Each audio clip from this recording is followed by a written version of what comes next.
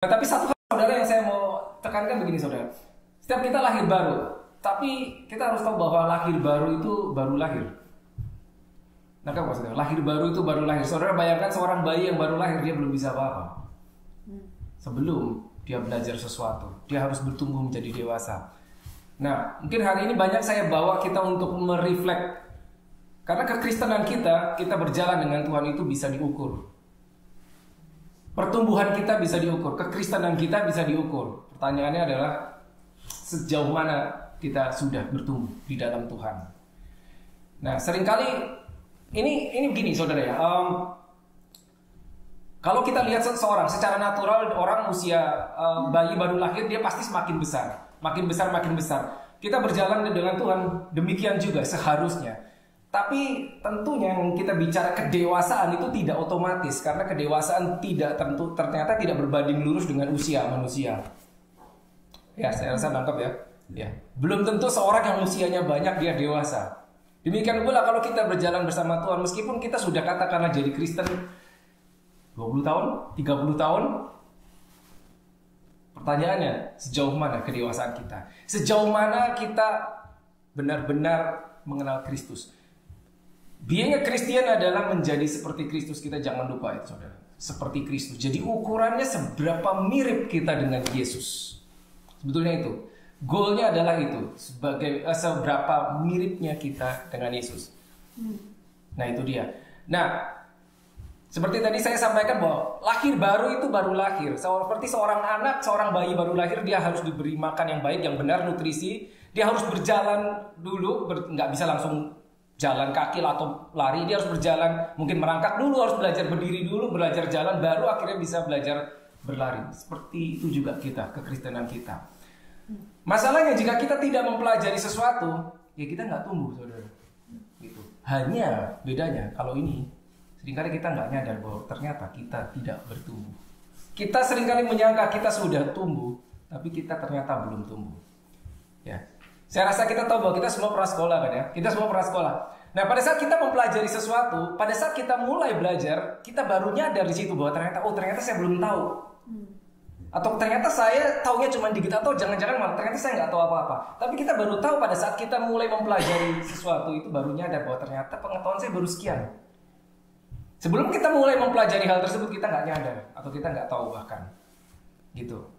Nah ini kekristenan kita bisa seperti ini, bisa seperti itu. Saya kasih contoh yang singkat, ilustrasi begini saudara. Gini, kita lahir baru. Injil ya, gospel itu ada beberapa dimensi. Katakanlah saya ambil contoh 2 dimensi. Satu ada yang namanya the gospel of salvation. The gospel of salvation adalah Injil yang membuat kita selamat. Kita menerima Injil, pemberitaan firman Tuhan, ya, kabar baik, dan kita diselamatkan. Itu the gospel of salvation. But the problem is banyak orang Kristen berhenti di situ. Pertanyaannya, mereka selamat? Selamat. You are saved karena the gospel of salvation, but you are not safe. Saya ulang, you are saved, belum tentu you are safe. S-A-F-E S-A-V-E-D ternyata tidak sama dengan S-A-F-E. Maksudnya begini, kita selamat tapi belum tentu kita S-A-F-E, safe. Kenapa? Kita bisa selamat tapi komunitas kita, teritori kita belum tentu selamat. That's the problem. Itulah mengapa satu kota bisa, di dalam satu kota katakanlah terdapat 10, 20, 30 gereja, banyak sekali gereja, tapi seluruh kota itu tanda kutip kelakuannya tidak benar. Katakanlah kota itu terlihat jahat, ujung-ujungnya nyemplung juga. Padahal kita tinggal di kota itu, kita selamat, di situ banyak gereja. Itu yang namanya, kenapa bisa seperti itu? Karena Injil atau gospel itu hanya mengimpact individu. Kita selamat, tapi bagaimana dengan lingkungan kita? Nah, ada satu lagi dimensi dari namanya the gospel, yaitu the gospel of the kingdom. Pasti pernah dengar, ada di Matius. The gospel of the kingdom. Nah, what is the gospel of the kingdom? Karena ini sebetulnya bukan materinya, cuman saya kasih intro aja, supaya akan memberi saudara gambaran bahwa ada sesuatu yang lain, Nah, kalau the gospel of salvation, ya, itu adalah message untuk supaya orang selamat terima Yesus. That is the gospel of salvation. Pertanyaannya, setelah orang selamat terima Yesus, terus dia ngapain? Kan gitu kan? Ngapain gitu loh. Nah, kita yang orang-orang yang sudah selamat, berarti kita sudah terdampak dengan the gospel of salvation. Kita harus pindah ke the gospel of the kingdom. Bedanya, the gospel of salvation ya, itu message-nya ya diberikan kepada orang-orang yang butuh keselamatan, orang yang belum mengenal Kristus Yesus. Di dalam the gospel of salvation digambarkan God Allah itu sebagai the Father, betul loh? Ya, message-nya God is the Father. Ya. Message-nya adalah salvation bagi orang yang membutuhkan kasih, orang yang terhilang. Akhirnya dia mendengar kasih, diselamatkan. Ya. So God is the Father. Orang-orang yang terhilang, orang-orang tanda kutip yang kelihatan lemah, butuh kasih. Tapi the gospel of the kingdom is different. Makanya disebut the gospel of the kingdom. Kalau kita masuk ke the gospel of the kingdom, message-nya God is not only the Father, but the King. Amin. Yes. Dan kita bukan hanya orang yang butuh keselamatan. Kenapa? Karena kita sudah selamat. Kita adalah ambasador, Amin. perwakilan kerajaan surga, agent. Yaitu the gospel of the kingdom. Kalau kita tidak masuk ke the gospel of the kingdom, kita bisa selamat, tapi teori-teori kita nyemplung. Gitu. Makanya kita lihat kiri kanan depan belakang pengaruh yang sekarang ada. Kenapa rasanya kok makin nggak karu-karuan? Karena the gospel belum berdampak ke lingkungan, baru berdampak ke individu. Nah itu dia. Nah itu salah satu contoh aja. Kenapa kok kita perlu bertumbuh di dalam firman Tuhan? Kenapa kok kita belum bertumbuh? Nah sekali lagi ya, ini pertama. Nah berikutnya saya bersyukur kalau saudara bisa hadir di sini ataupun via Zoom ya, dimanapun saudara berada. Ya, ini siapa aja yang ada? Ini leader semua. Di rumah Freddy itu ada 3. Ada siapa? Andi, ada Malvin, Oke, nice. ada Feli. Ya, nah kalau gini, kalau di Alkitab, kalau saudara buka kitab Yakobus itu adalah seperti sebuah kitab yang seperti manual book yang diberikan kepada orang-orang percaya yang baru. Jadi kalau saudara mau belajar how to-nya itu ada di kitab Yakobus. Nah, di situ ada satu kata menarik yang namanya elders kalau di bahasa Inggris. Di kitab bahasa Indonesia mungkin apa ya? Diaken mungkin, penatua atau apa. Jadi pada saat saudara di lingkungan saudara, di gereja saudara leaders, that means you are above normal jemaat. Amin. Anggap nggak? Otomatis pada saat saudara jadi leader, saudara harus punya kerohanian di atas rata-rata. Yes. Because you are leaders. Gitu. Nah, salah satunya kalau di kitab Yakobus kita bisa lihat. Oke, kita buka. Yakobus 5 ayat 14. Boleh satu orang baca. Versi bahasa Indonesia boleh. Yakobus 5 ayat 14. Anyone? Kalau ada seorang di antara kamu yang sakit. Ya, kalau ada seorang yang sakit, katakanlah ada seorang jemaat yang sakit, ya, lanjut. Baiklah ia memanggil para penatua jemaat supaya mereka mendoakan dia serta mengolesnya dengan minyak dalam nama Tuhan. Yes. Baiklah ia memanggil penatua. Penatua di situ adalah elders, yaitu apa? Ya saudara ini. Yes. Supaya Mendoakan. Coba perhatikan bunyinya. Jika ada di antara jemaat yang sakit, jemaatnya nggak suruh doa sendiri tuh. Itu coba. Bener nggak sih bunyinya gitu ayatnya? Iya. Dia cuma suruh manggil penatua, manggil elders yang berdoa. Berarti ada levelnya. Ada jemaat, makanya dia nggak suruh berdoa sendiri karena dianggap mungkin mereka belum tahu how to pray for the sick. Tapi di dalam satu kumpulan, dalam satu gereja harus ada yang tahu bagaimana caranya mendoakan orang sakit. Gitu. Nah, dimanapun saudara, apapun posisi saudara, kalau saudara leaders, itu saudara. Amin. Gitu. Nah, nanti kita akan sampai situ. How to pray for the sick. Bagaimana melayani orang sakit. Mendoakan orang sakit. Nah, lanjutnya, boleh ayat berikutnya. Dan doa yang lahir dari iman akan menyelamatkan orang sakit itu, dan Tuhan akan membangunkan dia. Dan jika ia telah berbuat dosa, maka dosanya itu akan diampuni. Yes, doa yang lahir dari iman. Yang berdoa siapa tadi? Ya. Elders ya toh, Ya. nah, tuanya atau diakennya. Doa yang lahir dari Iman. garis bawah itu berarti tidak semua doa lahir dari iman. Makanya dikasih penekanan doa yang lahir dari iman. Itu dia. Nah, sehingga kita tahu kenapa kita melakukan ini. Kenapa kita harus bertumbuh di dalam firman. That's the problem. Ya. Jadi kita harus tahu firman. Kita harus tahu, punya pengetahuan tentang firman. Satu lagi, Yohanes 8 ayat 32, boleh? Saya ada banyak alasan mengapanya, tapi mungkin karena waktunya cepat, saya nggak bisa bacain satu-satu. Yohanes 8 ayat 32, mengapa kita harus tahu firman? Kenapa kita harus belajar Alkitab? Yes, Yohanes 8:32, boleh bahasa Indonesia. Dan kamu akan mengetahui kebenaran, dan kebenaran itu akan memerdekakan kamu. Yes, kamu akan mengetahui kebenaran, dan kebenaran itu akan memerdekakanmu. Bahasa Inggrisnya, you shall know the truth, and the truth shall set you free. Pertanyaannya, apakah itu kebenaran? Apakah itu the truth? The truth itu kan firman Tuhan toh? Ini Kebenaran. Ini kan the truth. Ya, the truth. Nah, setiap hari Senin, Selasa, Rabu, Kamis, Jumat kita berada di tempat kerja, kita di marketplace, kita bersinggungan dengan sesuatu yang namanya fakta atau realita. Fakta dan realita is not the truth. The truth itu cuma satu, saudara, ini. Gitu loh. Tapi karena kita lebih banyak bersinggungan dengan fakta atau realita, seringkali kita menganggap yang itu yang the truth. Karena mungkin kita bersinggungan dengan the truth cuma hari Minggu.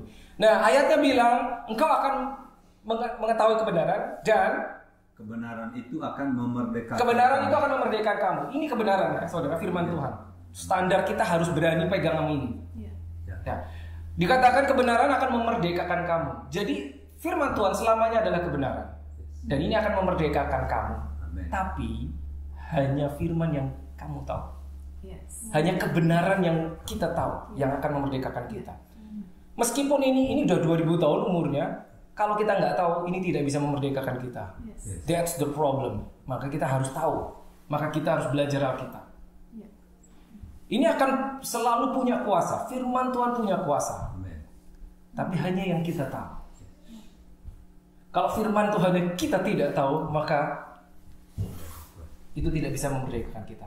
Paling tidak dua alasan itu yang akan why-nya ya. Kenapa kita melakukan ini? Kenapa kita melakukan Bible study? Kenapa kita harus belajar Alkitab? Oke, minimal dua itu. Saya kasih satu lagi deh. Satu lagi biar lebih mantap ya. Ya. 1 Peter 5:8. 1 Petrus 5 ayat 8 boleh. Mengapanya ini? Sadarlah dan berjaga-jagalah, lawanmu si iblis berjalan keliling sama seperti singa yang mengaum-ngaum dan mencari orang yang dapat ditelannya. Lawanmu si Iblis. okay. It's in the Bible ya. Berarti ada musuh toh. Ya.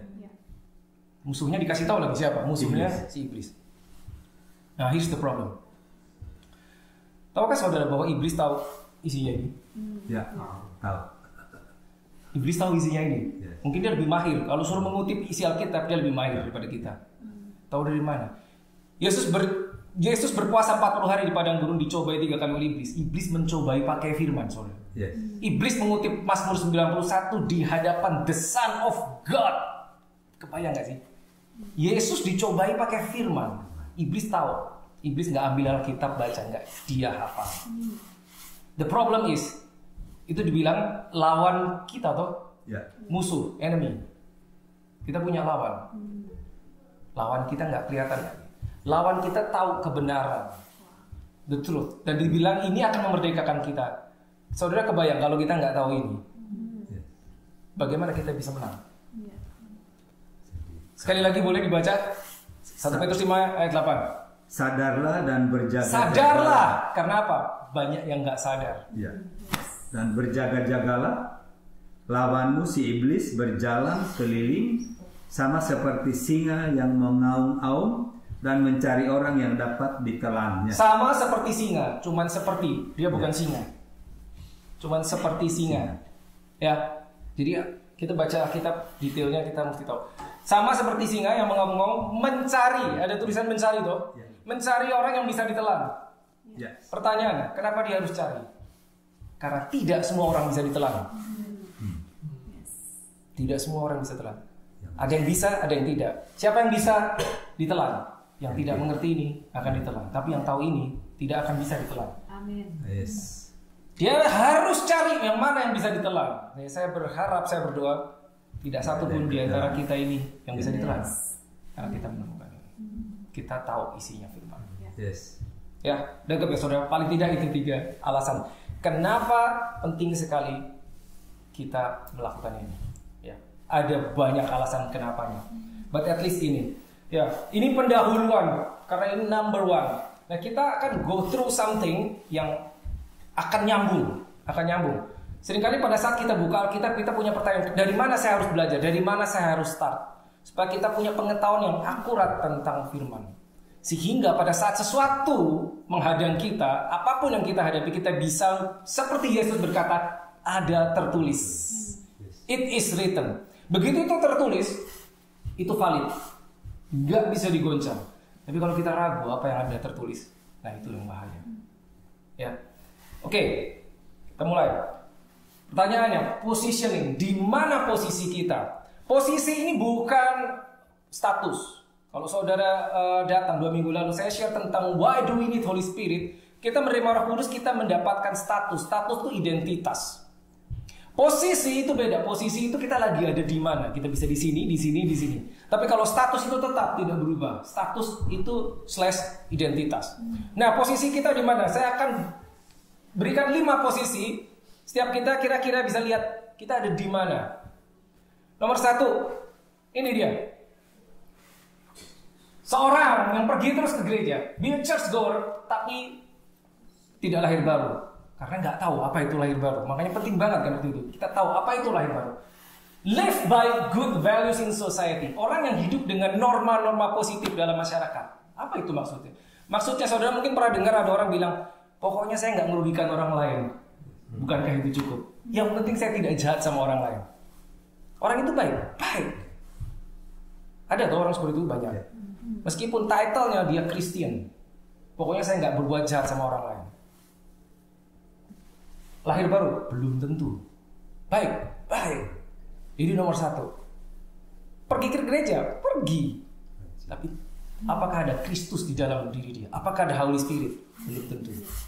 Nomor 2. Ini dia. Pergi ke gereja? Betul, ya. Selamat ya lahir baru. Udah, sampai situ doang. Stop. That's it. Yang penting kan saya pergi ke gereja toh setiap minggu. Bukankah itu cukup? Mungkin bagi beberapa orang cukup, tapi saudara kita mesti ingat pada saat kita berjalan sama Tuhan, Dia akan selalu bawa kita naik to the next level. Selalu ada yang namanya next level. Selalu ada. Dimanapun posisi kita merasa kayaknya udah advance nih. Enggak, pasti Tuhan bilang, ayo naik lagi. Amin. Naik level berikut. Ya, itu 1 sama 2 beda. Kalau bedanya yang nomor 2 ini udah lahir baru. Udah, tapi udah gitu aja, stop sampai situ. Tadi kita ingat lahir baru itu baru lahir. Begitu lahir baru dia selamat, yes, tapi belum tentu langsung ada ini di dalam dirinya, belum tentu, karena kalau ini nggak dibuka ini nggak akan masuk. Pengetahuan tentang firman tidak akan ada meskipun dia lahir baru. Oke, yang ketiga, ini dia. Naik lagi levelnya toh. Pergi ke gereja, yes, lahir baru, betul. Lalu dimuridkan, diperlengkapi, di-equip, discipled, dimuridkan. Kata disciple ini luar biasa. Itu yang dilakukan Yesus. Kenapa Yesus begitu dia memulai ministrinya, yang dilakukan dia pertama kali bukan langsung bikin KKR, enggak, bikin gereja, enggak, apa? Cari murid. Kenapa? Karena dia mencari orang-orang yang mau diberi kebenaran. Saudara pernah kebayang nggak? Seorang Yesus dengan kapasitas seperti itu, kenapa dia carinya cuma 12? Meskipun dia bikin KKR 5.000-an orang tahu yang datang. Tapi fokus dia cuma 12. Karena dia lihat 12 ini cukup untuk menjungkir balikan dunia. Yes. Orang yang dimuridkan 5.000 orang dia bikin KKR. Ingat ada saudara yang dikasih makan 5 roti 2 ikan 5.000 loh itu. 5.000 laki-laki doang. Tapi mereka bukan murid. Bukan, yang murid cuma 12. Mereka mungkin cuma pengikut, mungkin cuma pengagum, mungkin cuma tanda kutip pengunjung gereja. Tapi yang murid 12. Itu yang nantinya akan mirip sama gurunya. Ya. Naik level lagi. Ini dia. Nomor 4. Beda lagi toh. Pergi ke gereja terus. Yes. Lahir baru. Yes. Dimuridkan. Iya. Dan ini baptized in the Holy Spirit. Kenapa ini penting? Nah, ini besok nih materinya. Besok saya share ini. Baptism in the Holy Spirit. Beberapa kita mungkin belum tahu kenapa baptisan Roh Kudus itu penting. So, hopefully besok saudara, kalau saudara hadir, saudara akan tahu. Ya, ini nomor 3 sama nomor 4 beda, saudara. Baptisan Roh Kudus itu beda. Saya kasih bocoran deh. Ya, karena saudara leader semua, saudara elders. Jadi salah satunya elders itu dia akan dapat informasi duluan sebelum seluruh jemaat yang lain tahu. Jadi saudara saya kasih tahu dulu informasinya. Ya. Kenapa ini penting sekali? Ya, kenapa ini penting sekali? Lahir baru kita terima Roh Kudus. But baptisan Roh Kudus itu empowerment. Itu activation. Yes. Beda. Roh Kudus diberikan kita lahir baru, tapi di baptisan Roh Kudus itu diaktifkan powernya. Ibaratnya seperti saudara punya mobil, dikasih mesin mobil yang mewah, mobil bagus, mesinnya powerful. Baptisan Roh Kudus itu saat saudara punya kunci dan start kendaraan itu. Without the baptism of the Holy Spirit, ya, mobilnya bagus, mesinnya powerful, tapi nggak jalan, nggak bisa jalan. Kenapa? Karena nggak tahu gimana cara ngidupinnya. That's the thing. Nah, ini kita harus tahu. Nomor 4, nomor 5, paling tidak 5 level. Kalau saudara mau bikin lebih lagi sih bisa aja, tapi saya cuma 25. Ini dia, naik 1 level lagi. Church goer, ke gereja, lahir baru, yes. Dimuridkan, yes. Selesai dimuridkan, dibaptis Roh Kudus, ya. Ya, berarti dia sudah diaktifasi, di-empower. Lalu apa? Sent out, berdampak buat komunitas. Inilah yang disebut kingdom advancement. Sehingga selamat, nggak kita doang yang selamat, teritori kita ikut terdampak oleh Injil. Amin. Sampai nomor 5. Yes. Gitu. Nah, kalau kita lihat ke belakang, mungkin kita pernah ngalamin yang nomor 1, kita mungkin pernah ngalamin yang nomor 2. Ya, tapi target kita adalah kita harus bisa jadi yang nomor 5. Amin. Siap diutus. Siap diutus. Yesus memulai ministrinya, dia cari 12 orang aja. Cari 12 orang aja. Dimuridkan selama 3 tahun setengah. Begitu selesai kan ini kan nomor 5 kan. Pergilah. Jadikanlah semua bangsa murid itu kan nomor 5 toh. Yes. Ya, walaupun 12-12-nya merasa nggak siap. Tapi siap nggak siap, sorry saya pulang balik ke surga kan gitu kan Yesus. So, kamu sekarang giliran kamu. Saya harus balik ke rumah Bapa. Kan gitu. Dikirim. Gitu. Tapi sebelum dikirim ada satu hal, nah itu saya share besok. Nah ini target kita adalah yang 5 ini. Dalam satu gereja berapapun jumlahnya, semakin banyak orang yang berkategori nomor 5, itu powerful. Itu yang akan mengubahkan komunitas, mengubahkan kota, bahkan mengubahkan bangsa. Yes. Itu dia. Harus ada yang nomor 5. Gitu. Paling tidak, saudara yang malam ini ada, saya berharap suatu saat, setahun ke depan, 2 tahun ke depan, saya yakin. Kenapa saya yakin? Saya berani ngomong gini, kenapa? Karena saya sudah melakukan itu sekitar 3 tahun lalu, 4 tahun apa 3 tahun? 4 tahun lalu. Nah, di gereja kami yang lama, in less than 4 years, dari orang yang nggak tahu apa-apa, 3 orang jadi Bible teacher. 3 orang jadi Bible teacher sampai nomor 5 itu dari nomor 1, benar-benar dari nomor 1. Kita bikin Bible study, bikin Bible study, di equip. Sampai sekarang sudah di nomor 5. Gitu. Amin. Itulah duplikasinya, itulah yang harus kita buat. Gitu. Jadi kita bukan cuma berkumpul beribadah, Tapi Senin sampai Jumat kita lupa. Harus ada firman yang hidup. Harus ada firman yang hidup. Yes. Makanya Yesus suatu saat, Yohanes 14 ayat 12, boleh buka. Yohanes 14 ayat 12.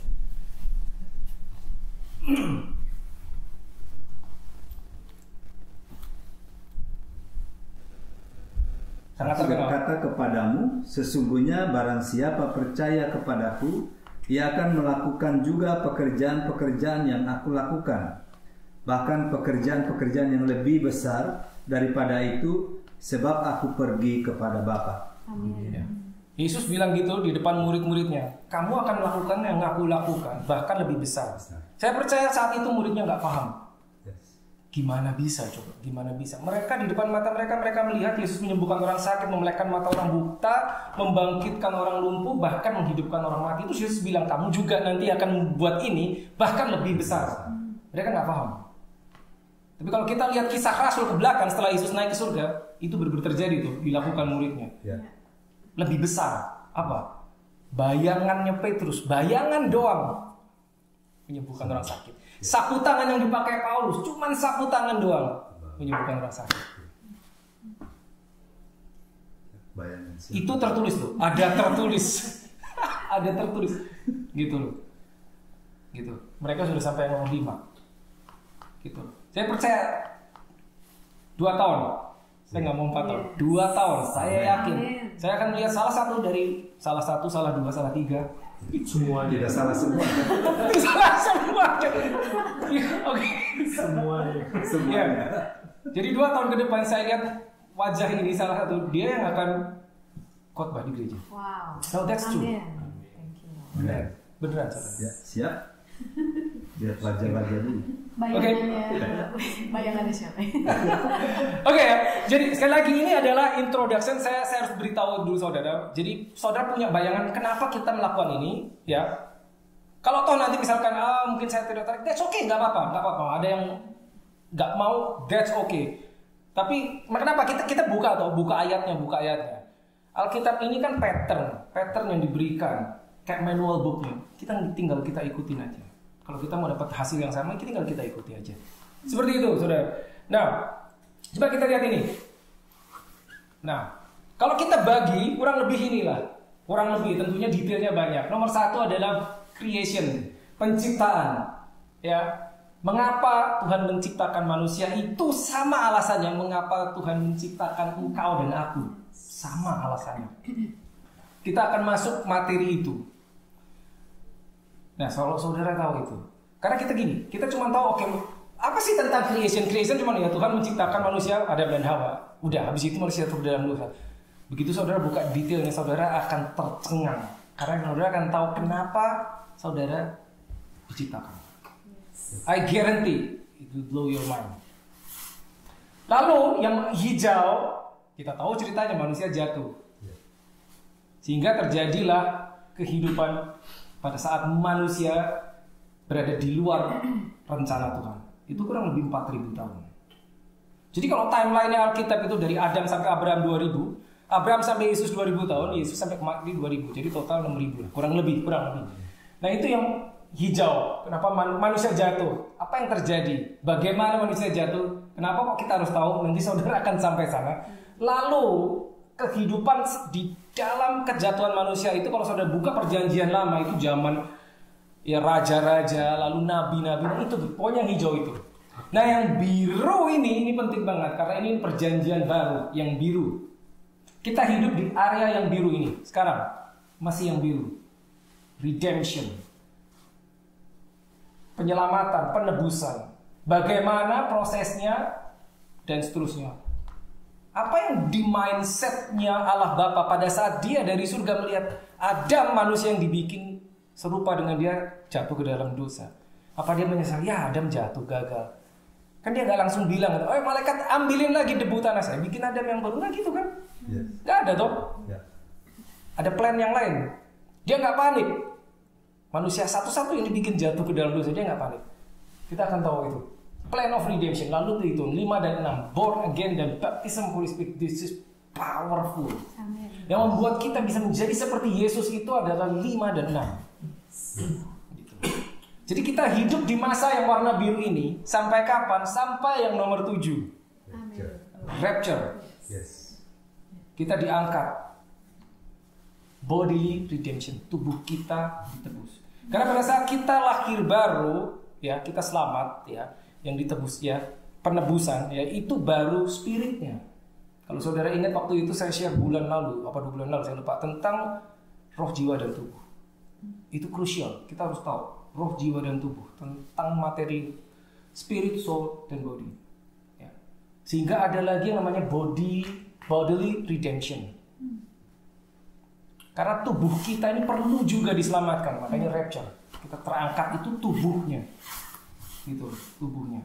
Nah ini nanti yang akan kita jumpai adalah kita mengenakan tubuh seperti tubuhnya Yesus setelah dia bangkit dari mati. Seperti apa tubuhnya? Alkitab mengatakan itu tubuh kemuliaan. Seperti apa itu? Seperti pada saat murid-murid berkumpul, kamar atas, jendela dikunci, pintu dikunci, Yesus bisa masuk. Bisa tembus. Seperti itulah nanti kita tubuhnya. Nomor 7. Gitu. Nah kita akan belajar ini semua sampai saudara mengerti. Itu yang paling seru yang sebenarnya nomor 7. Wahyu. Iya. Itu di kitab Wahyu. Karena itu sudah dinubuatkan dari perjanjian lama. Tapi karena nggak semua orang sudah baca kitab Wahyu. Oke. Next. Nah. Rasanya belum pernah ada yang lihat ini. Ini yang terjadi pada saat penciptaan. Nah, ada sekitar 4 tahapan atau 5 tahapan. So please watch this. Pada saat penciptaan ini yang terjadi.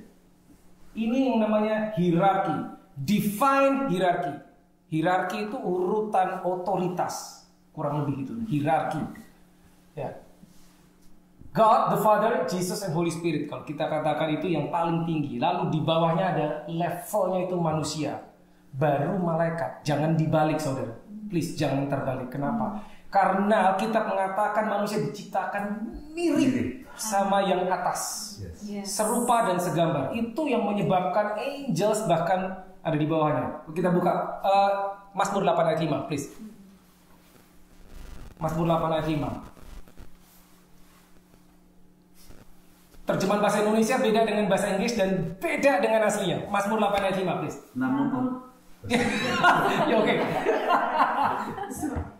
Gantian. Yang keras ya biar masuk ke ini rekam. Direkam boleh. 8 ayat 5. Namun Engkau telah membuatnya hampir sama seperti Allah dan telah memengkotainya dengan kemuliaan dan hormat. Yes. Dibilang apa? Hampir sama. Hampir sama. Seperti Bayangkan saudara, manusia diciptakan itu kan serupa dan segambar. Ya. Sebetulnya itu terjemahan itu nggak akurat. Saya bacakan yang bahasa Inggris pun tidak akurat nih ya. Saya bacakan bahasa Inggris yang New King James. Mazmur 8:5. For you have made him a little lower than the angels. Cuma ini lebih salah lagi, little lower. Padahal itu di atasnya. Terjemahan aslinya bilang begini, you have made him Elohim to the angels. Bahkan katanya pakai Elohim.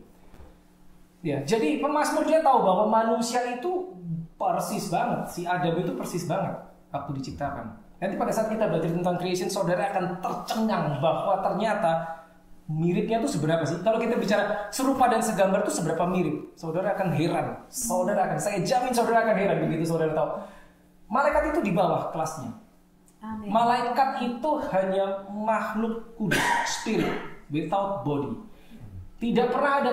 Ini ciptaan, malaikat itu ciptaan juga, ciptaan, creation. Tidak pernah ada di Alkitab mengatakan bahwa malaikat itu mirip sama Allah Bapa. Nggak pernah ada. Yang mirip itu cuma satu-satunya ciptaan, cuma manusia. Nah, kata Adam itu artinya man. Adam, man. Ya, human, humus, man. Humus itu dirt, tanah, man itu manusia. Manusia terbuat dari tanah. Humus man, human, Adam. Tapi kata Adam itu bukan cuma berarti manusia, bukan cuma berarti human, tapi humanity. Kemanusiaan. Sehingga begitu si ini jatuh, Adam jatuh, seluruh kemanusiaan itu terpengaruh. Gitu. Sampai Yesus balik. Ya. Jadi Adam diciptakan, jatuh. Maka harus ada Adam lain. Makanya Yesus kan disebut the last Adam. Ya, Adam kedua. Tapi disebutnya bukan Adam kedua, tapi Adam terakhir. The last Adam, karena nggak ada yang ketiga. Yang kedua inilah yang terakhir. Gara-gara ini pertama Adam diciptakan, gagal toh, jatuh. Untuk membereskan kekacauan gara-gara yang pertama nih, yang membereskan harus Adam juga. Makanya Yesus datang sebagai another Adam. Rentangnya 4.000 tahun. Kenapa 4.000? Nah itu ada banyak cerita. Kenapa 4.000? Ya, coba 40 hari Alkitab kita tipis. 4.000 tahun. Dari Adam yang pertama harus datang lagi Adam yang kedua. Adam yang pertama tadi apa? Man. Makanya Yesus yang kedua datang harus sebagai the Son of Man, meskipun dia the Son of God. Karena man ini yang bikin kacau, yang beresin juga harus man. 4.000 tahun pertama. Oke, hierarki yang ini. Nah, ini pada saat penciptaan. Tapi kita tahu jatuh kan? Begitu jatuh, hierarkinya berubah. Saudara pasti bisa nebak. Berubah menjadi seperti ini. Nah, ya ingat ya bedanya ini pada saat penciptaan. Setelah jatuh menjadi ini. Simple itu berubah. Jadi di bawah sekarang. Kenapa bisa gitu? Karena kekuasaan yang dimiliki yang itu, yang tengah, karena dia mendengarkan perkataan devil, ya, maka ya udah tukerlah segala sesuatu yang dimiliki pindah, dia ada di bawah. Nah saudara lihat, angels, devil, demons itu satu kelas. Angels sama demons. Bedanya angels itu yang baik, demons ini sisi yang gelap. Dan saudara harus tahu bahwa devil is not demons. Demons not devil. The devil harusnya itu one single person. Headnya. Kalau roh jahat itu demons. Devil itu iblis. Iblis itu cuma satu. Satan, cuma satu. Segala jenis roh lain yang jahat itu demons. Hanya pada saat kita baca buku atau apa di beberapa translation sering disebut he's got devil, padahal mungkin he's got demons, bukan devil. Karena devil is one single person. Siapa itu? Satan. Yang dulunya sebelum dia jadi setan namanya Lucifer. Itu devil. Ya, ini jamak, demons itu banyak gitu. Devil cuma satu. Ya, ini begitu jatuh berubah. Nah, hierarkinya berubah. Lalu berubah lagi. Pada saat apa? Pada saat Yesus datang, Adam yang kedua datang, ini berubah. Ya, karena itu God, Jesus, Holy Spirit, hierarki tertinggi. Yesus harus turun tuh ke bumi. Maka ini berubah jadi ini, saudara. Look. Bayangkan.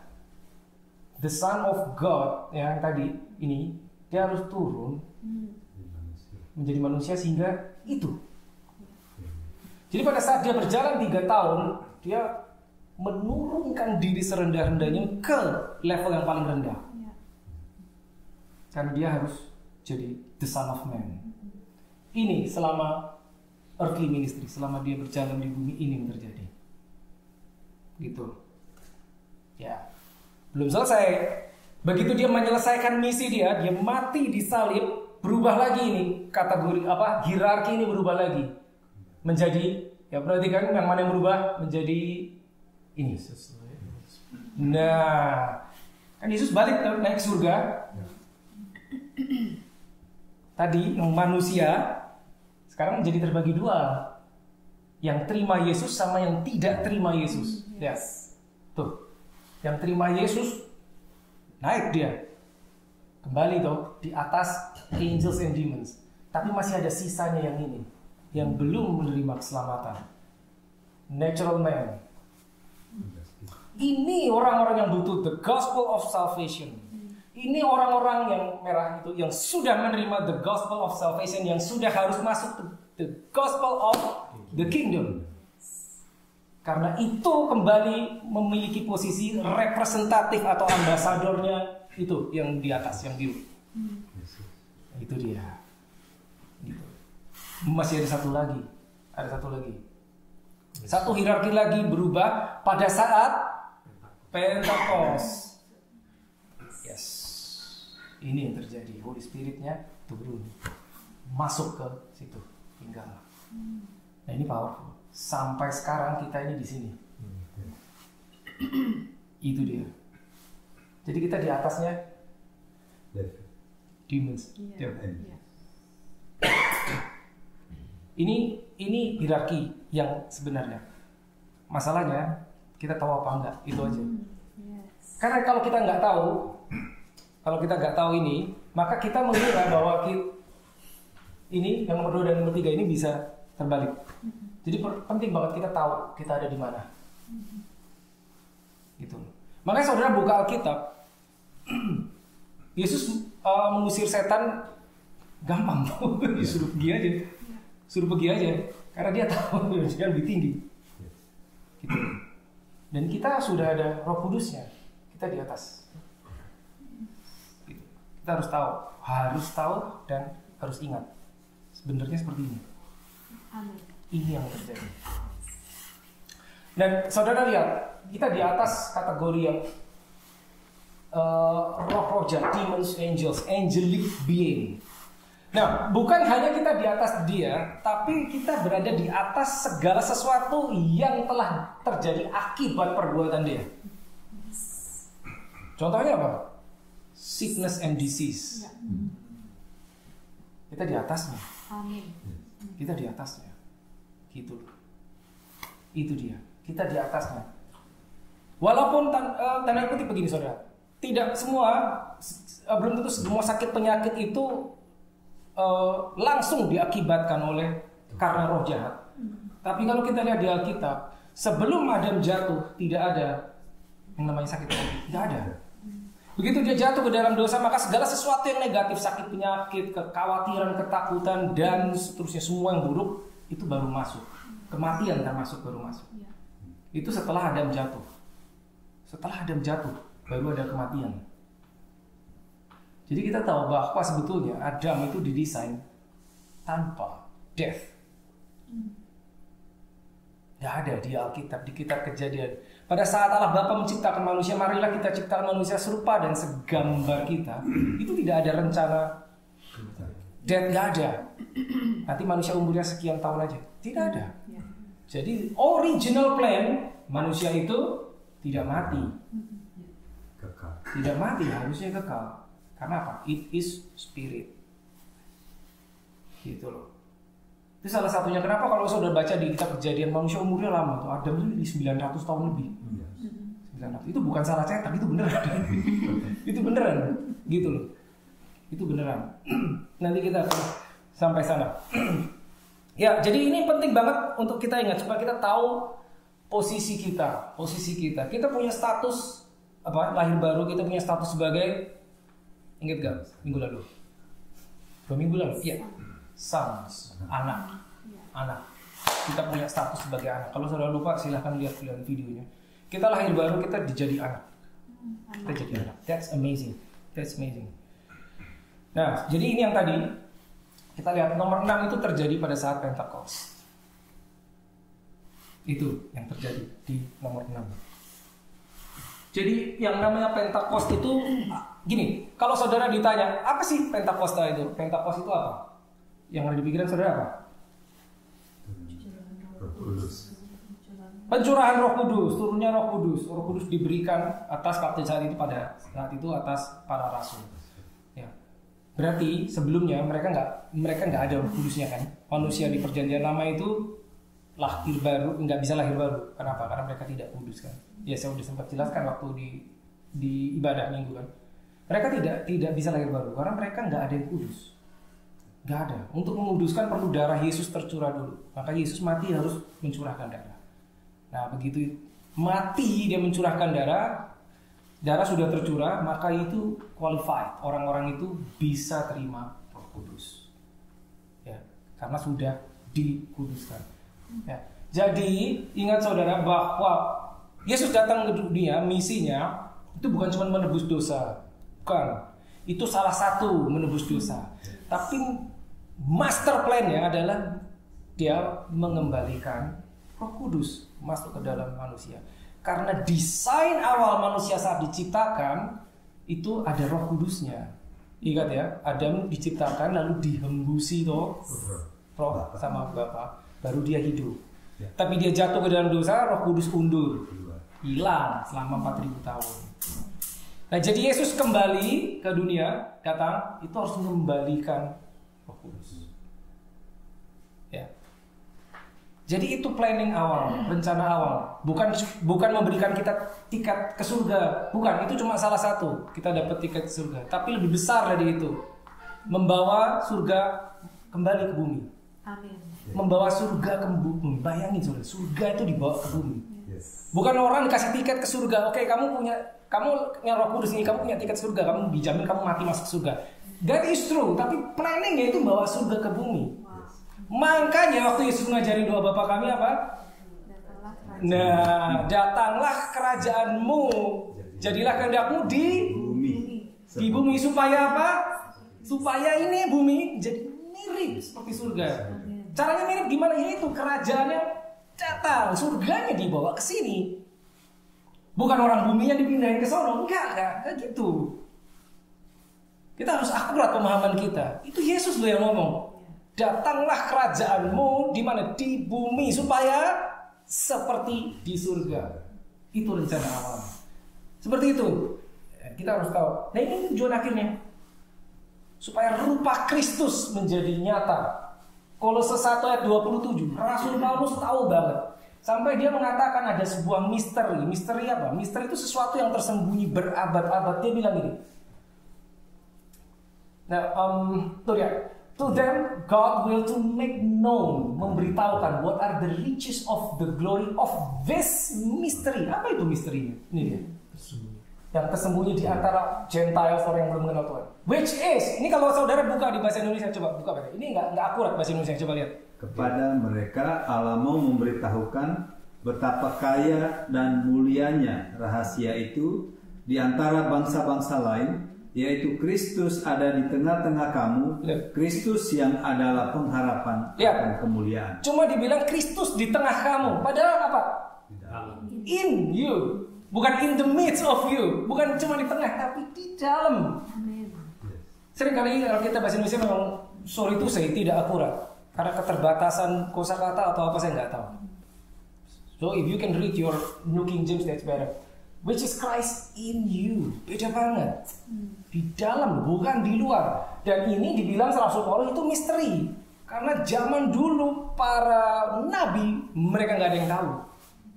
Baru ini dibilang Christ in you, the hope of glory.